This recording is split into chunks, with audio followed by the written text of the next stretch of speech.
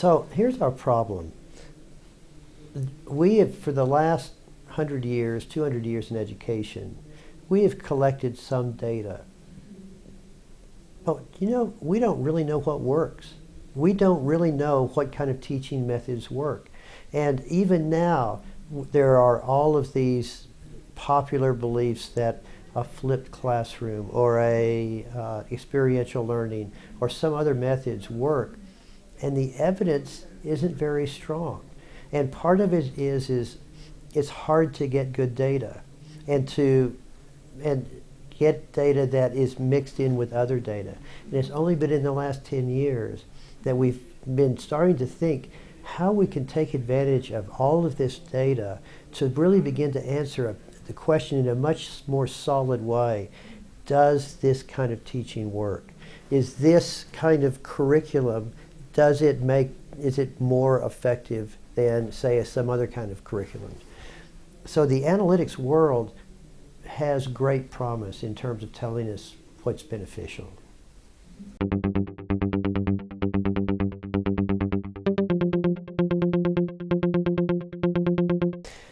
So let's start off with just, does this class work? So for example, one question is, does repeated testing work? So there's been discussion of, if you have a test in every class, do students learn more?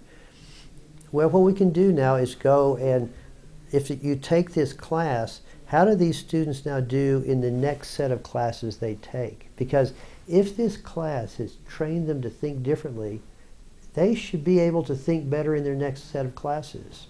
And we do in fact find that's true. Repeated testing turns out to be about the only thing that is absolutely certain in education.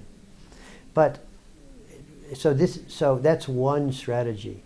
But then we can also start to look, if you take this set of classes and you graduate versus another set, we are able to now get data from the state to find out what kind of occupations these people have and roughly how much money they're making.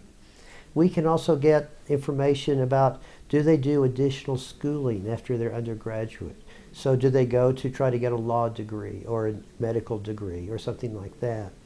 So we can start to get these additional data points to tell us, does this set of classes lead in better salaries than this? Now, I'm not saying that better salaries are the perfect measure of anything, but for some professions that might be an important metric.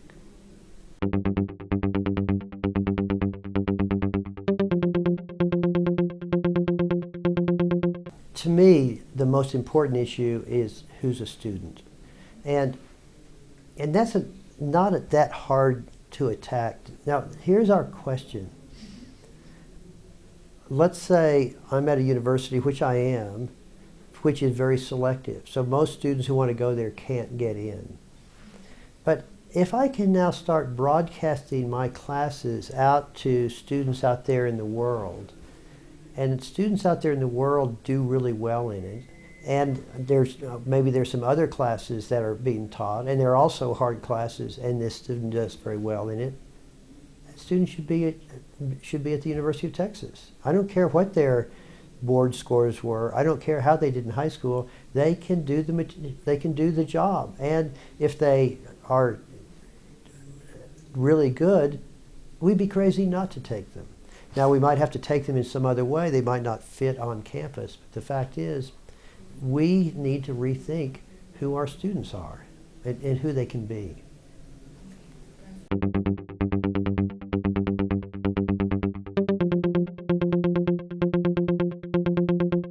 It's been a real honor to speak at Monterey Tech and at this conference. It's been particularly exciting for me because I've had a chance to meet with the rector and all of these people in the various parts of the university and see what Monterey Tech is doing. It is a cutting-edge campus in terms of trying out new methods.